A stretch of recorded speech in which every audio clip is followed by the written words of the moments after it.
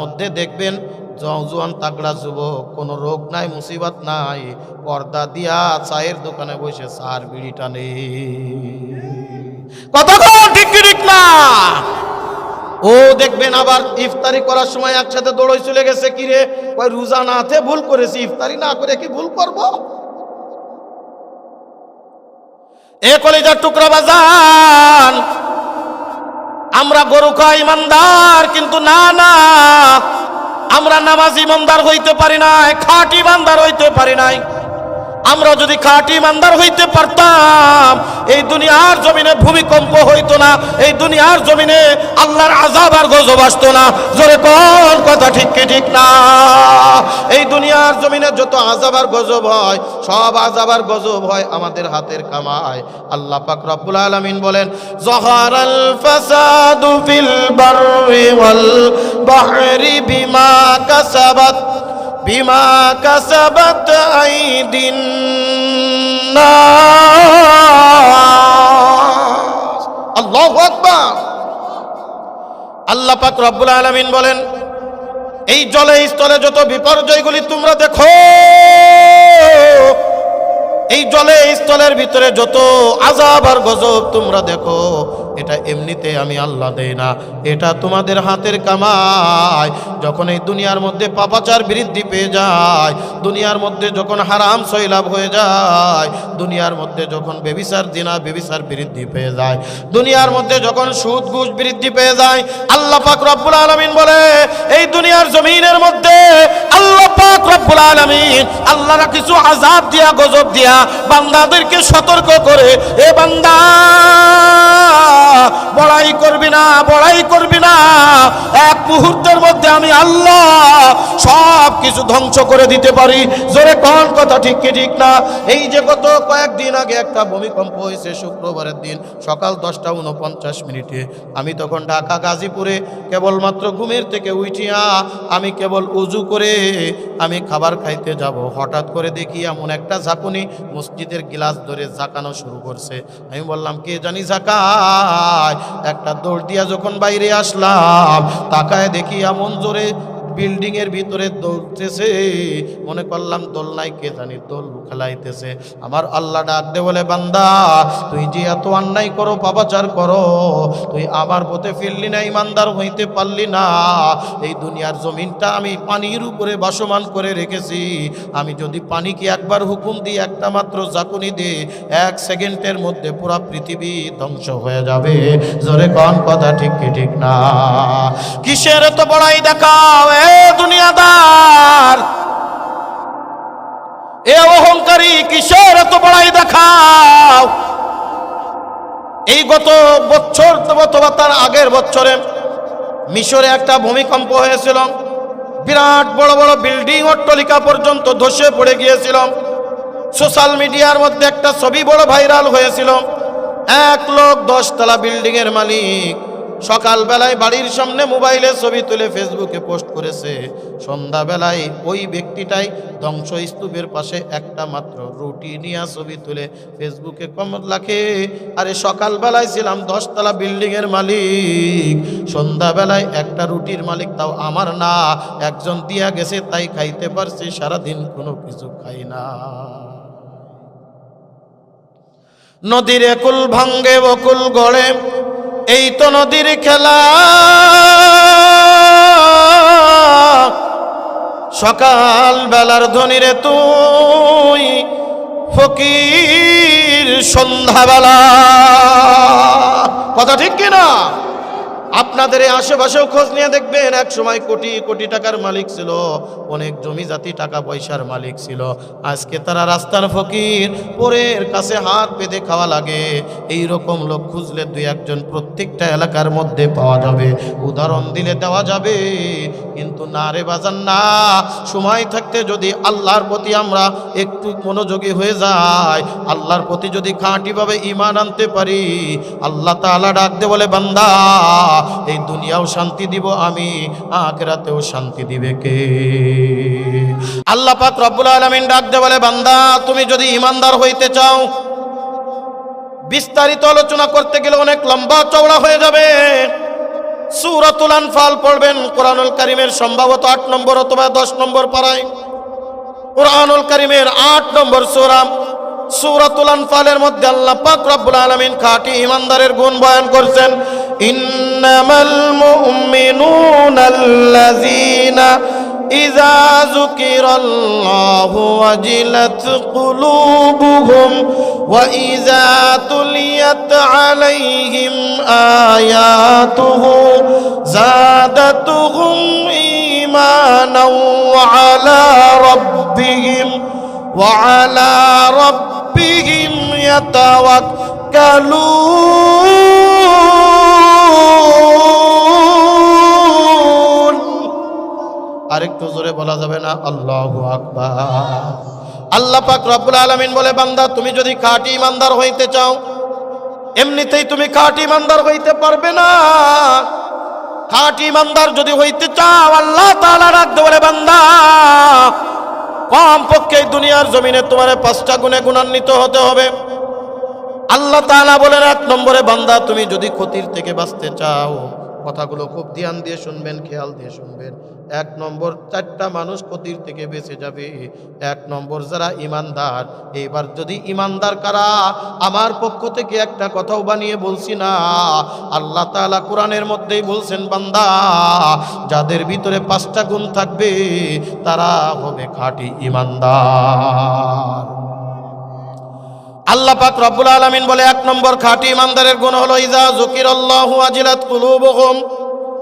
বান্দা যখন জিকির করবে অথবা তার সামনে যখন জিকির করা হবে, ওই বান্দার ঈমানের ভিতরে আলাদা একটা জোশ তৈরি হয়ে যাবে। ওই বান্দার ঈমানের ভিতরে আলাদা একটা পাওয়ার চলে আসবে। ওই বান্দা আবার আল্লাহর জিকিরের জন্য পাগল হয়ে যাবে। আমার আল্লাহর জিকির ছাড়া তার ভালো লাগবে না। বান্দা হাঁটবে, চলবে, ফিরবে, ডাকবে কাকে? আরো জোরে কোন? আল্লাহর নাম ধরে ধরে ডাকতে থাকবে, আল্লাহ আল্লাহ আল্লাহ। বান্দা যত বেশি আমার আল্লাহরে ডাকবে, বান্দার অন্তরের ভিতরে আলাদা একটা মজা চলে আসবে। বান্দা তুমি যদি জিকিরের ভিতরে মজা না পাও, তুমি ঈমানদার দাবি করতে পারো, ঈমানদার হতে পারবা না। দোস্তরা আমার, বিস্তারিত আলোচনা করার সময় নাই। 2 নম্বর, আল্লাহ পাক রব্বুল আলামিন বলেন, ওয়া ইযা তুলিয়াত আলাইহিম আয়াতুহু যাদাতুহুম ঈমানা। বান্দা যখন কোরআন তেলাওয়াত করবে অথবা তার সামনে যখন কোরআন তেলাওয়াত করা হবে, বান্দার ঈমানের ভিতরে পাওয়ার বেড়ে যাবে। কোরআন তেলাওয়াত ছাড়া তার ভালো লাগবে না। যখন কোরআনের মাহফিল হবে, বান্দা ঘরে বসে থাকতে পারবে না। বান্দা কম্বলের বুকে লাথি মেরে কোরআনের আলোচনার মজলিসে চলে আসবে। বান্দা কোরআন তেলাওয়াত করলে মজা পেয়ে যাবে, কারণ এই কোরআন দুনিয়ার কোনো মানুষের কথা না। এই কোরআন কার কথা? জোরে কর। এই কোরআনকে বলা হয় কালামুল্লাহ, আল্লাহর কালাম। আল্লাহর কালাম যখন বান্দা পড়বে, এই বান্দা আলাদা একটা মজা পেয়ে যাবে। এই বান্দা কোরআন তেলাওয়াত করতে থাকবে, বান্দার সামনে কোরআন তেলাওয়াত করবে, মজা পেয়ে যাবে। বান্দার সামনে কোরআনের কথা বলবে, মজা পাবে। বান্দার সামনে কোরআনের আলোচনা শুনবে, বান্দা আলাদা একটা শান্তি পাবে। এই বান্দা শুধু আমার আল্লাহর জিকির করবে আর কোরআন তেলাওয়াত করবে, আর ভরসা করবে কার উপরে? আল্লাহ পাক রব্বুল আলামিন ডাক দিয়ে বলেন, দুনিয়ার মানুষ শোনো, 3 নম্বরে যারা ঈমানদার হইতে চাও, ওয়া আলা রাব্বিহিম ইয়াতাওয়াক্কালুন। তাওয়াক্কুল করবে একমাত্র আল্লাহর উপরে, ভরসা করবে একমাত্র আল্লাহর উপরে। আল্লাহ তাআলা অন্য আরেকটা আয়াতের মধ্যে বলেন, ওয়া মাইয়াতাওয়াক্কাল আলাল্লাহি ফাহুয়া হাসবু। যে ব্যক্তি আল্লাহর উপরে তাওয়াক্কুল করবে, আল্লাহ তাআলা সব কিছু থেকে তার জিম্মাদারি নিয়ে নেবে, যথেষ্ট হয়ে যাবেন। কে? আল্লাহ যার সাথে আছে তার কোনো ভয় আছে? আল্লাহ যার সাথে আছে তার কোনো পেরেশানি আসেনি। আল্লাহ যার সাথে আছে তার কোনো চিন্তা আসেনি। হযরতে রাসূল করিম সাল্লাল্লাহু আলাইহি ওয়াসাল্লাম যখন হিজরত করে মদিনার উদ্দেশ্যে রওনা দিয়ে যাবেন, আবু বকর রাদিয়াল্লাহু তাআলা কে 6 মাস আগে বলে রাখছেন, আবু বকর, মক্কার কাফিরদের অত্যাচার দিন দিন বেড়ে যাচ্ছে। এখান থেকে কালেমার দাওয়াত বেশি দূর পৌঁছানো সম্ভব হবে না। যে কোনো মুহূর্তে আমাদের হিজরতের অর্ডার হয়ে যাইতে পারে। আমি আমার সাথে বেশি লোক নিব না, আমি শুধু তোমারে নিতে চাই। তুমি আমার ছোট্টকালের বন্ধু, তুমি আমার কাছের মানুষ, তোমারে আমার সফর সঙ্গী হিসেবে রাখবো, প্রস্তুতি নিয়ে নিও। অনেক লম্বা চওড়া ঘটনা সম্ভবত জানেন আপনারা। 6 মাস পর্যন্ত সিদ্দিক আকবর আবু বকর নতুন নতুন খাবার রান্না করে আল্লাহর নবীর জন্যে দরজার সাথে এরকম হেলান দিয়ে দাঁড়িয়ে থাকে, কখন জানি আমার নবী আসবে, আর কখন জানি ডাক দিবা আবু বকর চলো, জলদি করে চলো, হিজরতের অর্ডার হয়ে গেছে। 6 মাস পরে আমার নবী যখন আবু বকরের দরজায় কারাঘাত করে, আবু বকর সাথে সাথে আবু বকর দরজা খুলে দিছে, ডাক দিয়ে বলে লাব্বাইক ইয়া রাসূলুল্লাহ, লাব্বাইক ইয়া হাবিবাল্লাহ। ও আল্লাহর নবী হাজির। আবু বকর ডাক দিয়ে বলে, আল্লাহর নবী ডাক দিল, আবু বকর তুমি কি ঘুমাও নাই? আবু বকর ডাক দিয়ে বলে, নবী গো আজকে না 6 মাস পর্যন্ত আমি বিছানার সাথে পিঠ লাগাই না। আল্লাহু আকবার। কেমন ইমানদার ছিল তারা, কেমন ইমান! এই কারণে তো আল্লাহ পাক রব্বুল আলামিন ডাক দিয়ে বলেন, আমিনু কামা আমানান নাস। সাহাবা ইকরামের মতো ইমানদার হয়ে যাও। 6 মাস আগে বলেছিল আবু বকর হিজরত করা লাগতে পারে, 6 মাস দরজায় পিঠ লাগায় দাঁড়ায় আছে। ডাক দে বলে, হুজুর তাই না, প্রতিদিন রাত্রে রুটি দেখেন, রুটির থেকেও গরম ভাব উঠে, তরকারি থেকেও গরম ভাব উঠে। আমার বিবি প্রতিদিন নতুন করে তরকারি রান্ধে আর খাবার রান্না করিয়া দেয়। এই যে আমি টুপলার ভিতরে রাখছি, চলেন ইয়া রাসূলুল্লাহ, জলদি করে চলেন। অনেক লম্বা চওড়া ইতিহাস রে বাজান। আল্লাহর নবী চইলা গেলেন, আল্লাহর নবী হিজরত করতে যাচ্ছেন, গারে সাওয়ারের মধ্যে বৈশাখ। তাকায় দেখে পিছন থেকে কাফেরেরা ধরার জন্য রেডি হয়ে আছে। আল্লাহর নবী গুহার ভিতরে আশ্রয় নিলেন। অনেক লম্বা চওড়া ঘটনা, অনেক লম্বা চওড়া ইতিহাস। হযরত আবু বকর ডাক দিয়ে বলেন, ইয়া রাসূলুল্লাহ, ইয়া হাবিবাল্লাহ, আপনি আগে যাবেন না, আমি আগে যাব। দেখি গুহাটা একটু পুরাতন গুহা মনে হয়, সাপ পোকামাকড় থাকতে পারে, প্রয়োজনে আমাকে দংশন করুক, আপনার গায়ে একটু আঘাত লাগবে, আমি আবু বকর সহ্য করতে পারবো না। আমি আবু বকরের জীবন আপনার জন্য কুরবান করে দিলাম, আমি আবু বকরের জীবন আপনার জন্য ওয়াকফ করে দেওয়া হয়ে গেছে। আবু বকর গেলেন, গুহাটা পরিষ্কার পরিচ্ছন্ন করে ফেললেন। অনেক লম্বা চওড়া ঘটনা। আল্লাহর নবী ক্লান্ত অবস্থায় এরকম রানের উপরে, আবু বকরের রানের উপরে মাথা দিয়া আল্লাহর নবী শুয়ে পড়ছে, চোখটা বন্ধ করে ফেলছে। আল্লাহর নবীর চোখে একটু ঘুম চলে আসছে। আবু বকর তাকায় দেখে উপর থেকে মানুষের পায়ের আওয়াজ পাওয়া যাইতেছে। উরাকা ইবনে নওফেল সহ কয়েকজন লোক প্রায় খুঁজে ফেলাইছিল, তালাশ করে ফেলেছিল। সবাই বলা বলি করতেছে এই গুহার ভিতরে কিনা নবী আশ্রয় নিছে। আবু বকর প্রথম বড্ড ভয় পেয়ে গেছে, না জানি ধরা খেয়ে যায়। আমরা তো এখন অসহায় নিরুপায়, এই অবস্থায় যদি তার সৈন্য ধরে ফেলে, আমাদের কোনো নিস্তার নাই, আমাদেরকে হত্যা করে দিবে। মক্কার অলিতে গলিতে ঘোষণা করে দেওয়া হয়েছে মুহাম্মদ নাই, মুহাম্মদ চলে গেছে। যে ব্যক্তি মুহাম্মদকে জিন্দা অথবা মুর্দা আনতে পারবে, 100 মক্কার আরবের সব থেকে দামি ঘোড়া তাকে উপহার দেওয়া হবে। উরাকা ইবনে নওফেল খোঁজ করে তলাশ করে প্রায় পেয়ে গিয়েছে। আল্লাহ রাসূল তো গভীর ঘুমে আচ্ছন্ন। আবু বকর চোখের পাতা বুঝবে ঠিক এই সময় মানুষের পায়ের আওয়াজ যখন পেয়ে গেছে, আল্লাহর নবী সাহাবী আবু বকর ভয় পেয়ে গেছেন, দুরু দুরু কণ্ঠে ডাক দিচ্ছেন, হাতে আঙ্গুল দিয়া এইরকম মাথার ভিতরে চুলটা বিলি করে দিচ্ছে। কথায় কথা চলে আসলো, আল্লাহর নবী সারা জীবন তিনি 3 প্রকার চুল রেখেছেন, জুম্মা, লিম্মা, ওয়াফরা। 3টাই হলো বাবরি, আর বাবরি রাখাই হলো সুন্নাত। যেই বাবরি ছিল আজকের মাহফিলের সভাপতি আমাদের উস্তাদে মুহতারাম আল্লামা মুফতি গোলাম রহমান সাহেব দামাত বারকাতুহুম, যার বাবরি দেখে আমি নিজে বাবরি রাখার একটা আগ্রহ তৈরি হয়েছিল। ওই ইফতার বছরে হুজুরের কাছে পারমিশন নিলাম, হুজুর একটু বাবরি রাখবো। ভাই আমার বাবরি না, বাবরি রেখেছিল ছিলেন মুহাম্মাদুর রাসূলুল্লাহ সাল্লাল্লাহু আলাইহি ওয়াসাল্লাম। জোরে খান আল্লাহু আকবার। কান বাবরি, ঘাড় বাবরি, গর্দান বাবরি, ভাবনা। বর্তমান পোলাপানের চুল তো বর্তমান ফ্যাশন, কি কথা ঠিক না? চুল রাখে এই পর্যন্ত মস্তানি করানোর জন্য গুটি বেঁধে দিয়া রাখে, ফ্যাশনের জন্য না, ভাব দেওয়ার জন্য না। একটারে ধরলাম এই পর্যন্ত চুল মহিলাদের মতো গিট্টি বেঁধে দিতেছে, দিয়ে চলতেছে। ধরলাম কে, এই তো চুল এত বড় কা? কয় হুজুর আপনারও তো চুল আছে বড়। আমি গেলাম আমার চুল আর তোর চুল সমান নাকি? কয় হুজুর চুল রাখছি, আল্লাহ নবী চুল রেখেছে। হ্যাঁ, আল্লাহ নবী চুল রেখেছে, তুই সুন্নাত মানতো, সব ভালো কথা। তা আল্লাহ নবী দাড়ি মুবারক রাখছে, তো দাড়ি করলি কি আছে না নাই? হ্যাঁ, ওইটা রাখতে মন চায় না, যেটা ভাব আসে ওইটাই রাখে। কিন্তু আসল পুরুষের সৌন্দর্য দাড়িতে। কথা ঠিক কি ঠিক না? আরে পুরুষের সৌন্দর্য দাড়ির মধ্যে। হযরত আবু বকর ভয় পেয়ে গেছেন, এদিকে গেলে আমার আসল কথা বলতে পারবো না। একেবারে সোজাসুজি টানাটানি কয়েকটা কথা বলে যাচ্ছি। আল্লাহর নবী এরকম চুলের ভিতরে আঙ্গুল দিয়া ডাক দিছে, ইয়া রাসূলুল্লাহ, ইয়া হাবিবাল্লাহ, গুস্তাকি মাফ করবেন, বেয়াদবি মাফ করবেন। আপনারে জাগ্রত করতাম না, আপনি ক্লান্ত। ওগো আল্লাহর নবী,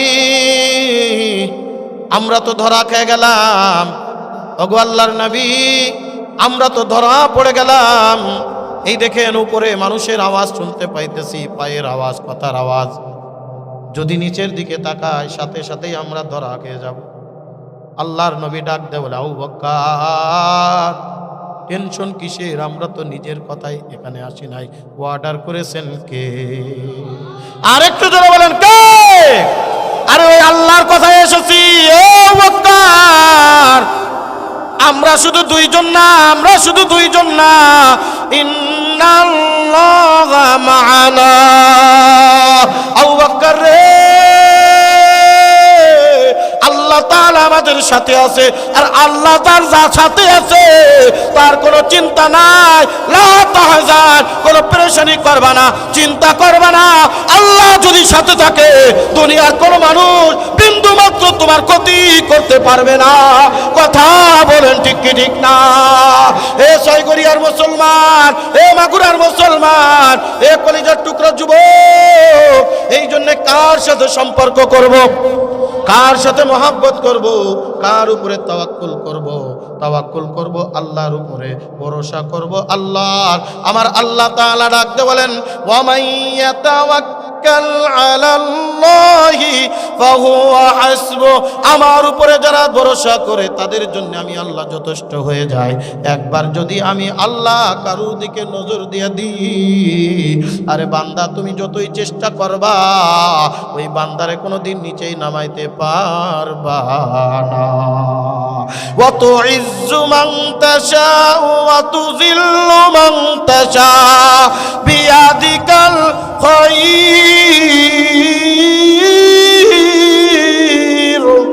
আল্লাহু আকবার কন্যা। এই আল্লাহর নামের ভিতরে মজা আছে না নাই? এই আল্লাহর নামের ভিতরে মজা আছে না নাই? দিয়েছেন কে? আল্লাহ। আল্লাহ क्या मुबारक नाम है, अल्लाह अल्लाह आशिकू का काम है।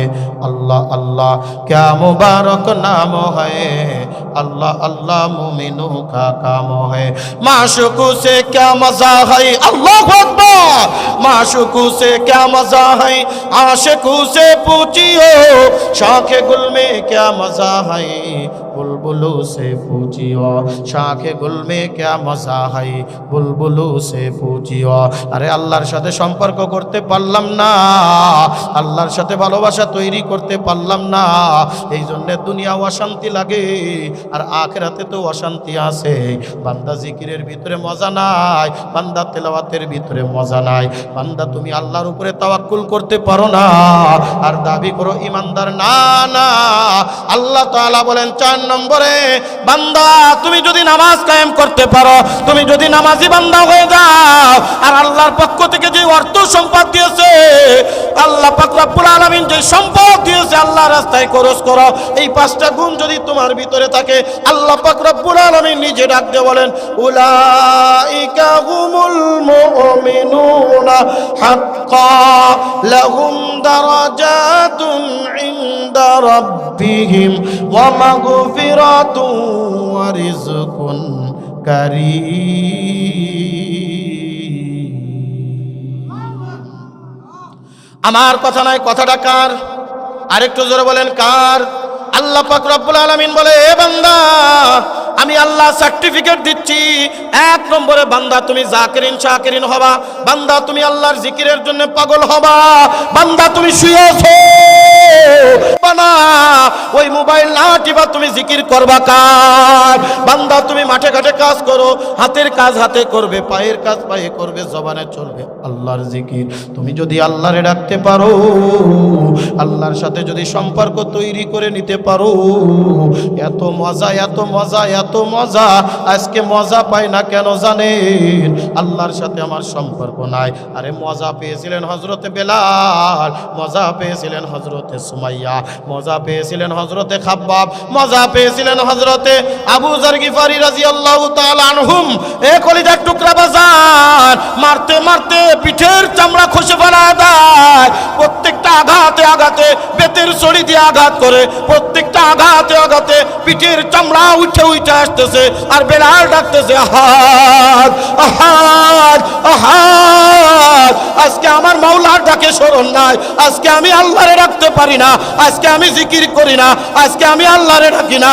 এ বান্দা আজকে জিকির করলে তোমারে কেউ মারে না, আরো তোমারে মানুষ সম্মান করে, তারপরেও তুমি আল্লাহরে ডাকো না। এদিকে মার খায় আর ডাকে আহাদ আহাদ আহাদ। এত মজা পেয়েছে রে বান্দা, আমার আল্লাহর জন্য জীবন পর্যন্ত কুরবানি করে দেয়। সুমাইয়াকে বর্ষার আঘাত দিয়া লজ্জা স্থানে আঘাত করে শহীদ করে দিছে। সুমাইয়া ডাক দে বলে, আল্লাহ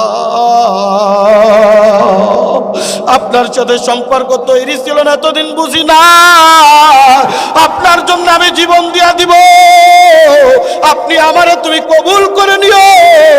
ওগো আল্লাহ আমারে তুমি মাহরুম করিয়া দিও না, আসিয়ার মতো কবুল করিও, ফাতেমার মতো কবুল করিও। আল্লাহ পাক রব্বুল আলামিন ডাক দে বলে, ও জিবরিল জলদি করে যাও, আমার সুমাইয়া দুনিয়ার থেকে বিদায় নেওয়ার আগে আমার সুমাইয়ার সামনে জান্নাতের বালাখানা খুইলা দে। আমার সুমাইয়া যেন জান্নাত দেখতে দেখতে দুনিয়ার থেকে বিদায় দিয়া যায়। জোরে জোরে কান সুবহানাল্লাহ। जन्नत दोज़ख से या रब क्या करो, आरज़ू है मैं तुझे देखा करो, आरज़ू है मैं तुझे देखा करो। हूरे गलमन जैसे नेमत है ये तू, उससे नेमत दीदारे खुदा ये तू, उससे नेमत दीदारे खुदा ये तू, उससे नेमत दीदारे खुदा ये तू। अल्लाहर दीदार चाय की चाय ना বলেন, আল্লাহর সাথে সাক্ষাৎ চাই কি চায় না? এ কলিজার টুকরা বাজান, আমি আর আপনাদেরকে কষ্ট দিব না, আমি আর আপনাদেরকে কষ্ট দিতে চাই না।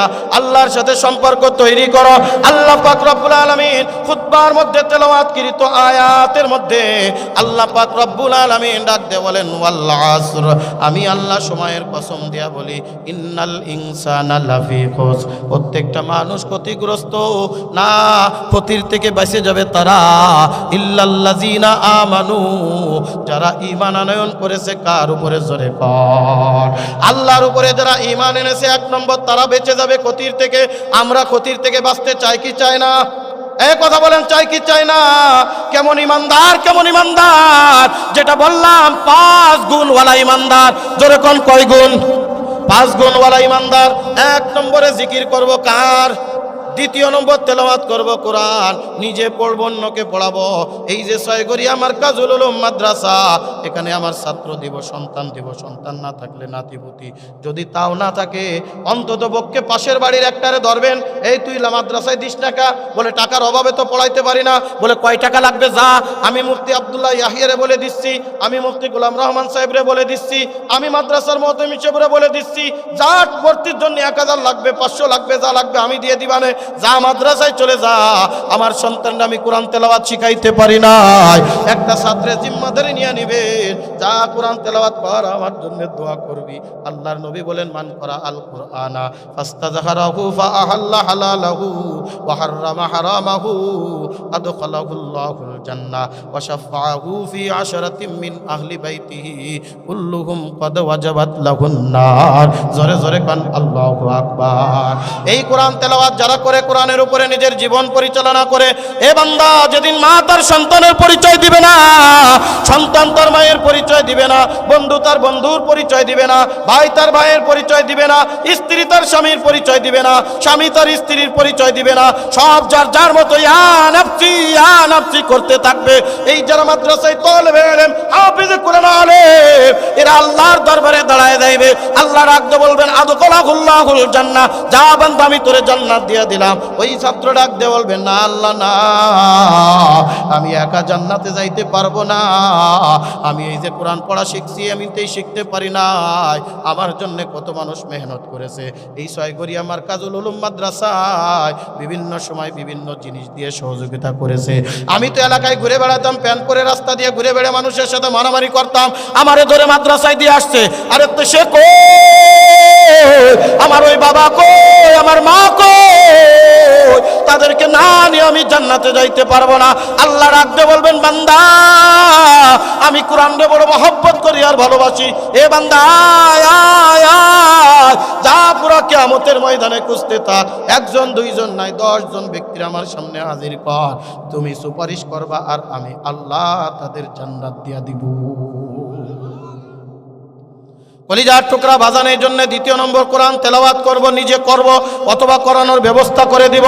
এই যে মাদ্রাসার প্রতি মুখালেফাত না, মাদ্রাসার শত্রুতা বিরোধিতা না, মাদ্রাসার প্রতি, এই মাদ্রাসা হলো শালিকা থানার ভিতরে সব থেকে প্রবীণ একটা মাদ্রাসা, সব মাদ্রাসার মূল গুড়া হলো এই মারকাজুল উলুম মাদ্রাসা, এই ছয়গড়িয়া মাদ্রাসা। আলহামদুলিল্লাহ, আগে একবার আসছিলাম, এতটা খারাপ লেগেছিল, এত প্রবীণ মাদ্রাসা, এইরকম করুণ পরিস্থিতি। আজকে দেখে দিলটা বড় ভরে গেল, এত সুন্দর বিল্ডিং হইল, শুনলাম মাদ্রাসায় 100-র উপরে ছাত্রছাত্রী। আমি দোয়া করি আল্লাহ তাআলা যেন এই মাদ্রাসাকে দারুল উলুম দেওবন্দের উত্তরসূরি হিসেবে ও তার থেকেও বড় প্রতিষ্ঠান হিসেবে আল্লাহ যেন কবুল করেন, বলেন আমিন। এই মারকাজুল উলুম ছয়গড়িয়াকে মারকাজুল উলুম খুলনার সহযোগী, খুলনার মারকাজুল উলুম থেকেও যেন আল্লাহ এই মাগুরার মারকাজুল উলুমকেও যেন বড় বানিয়ে দেয়, বলেন আমিন। আল্লাহ তাআলা আমাদের সবাইকে কবুল করেন, আমিন।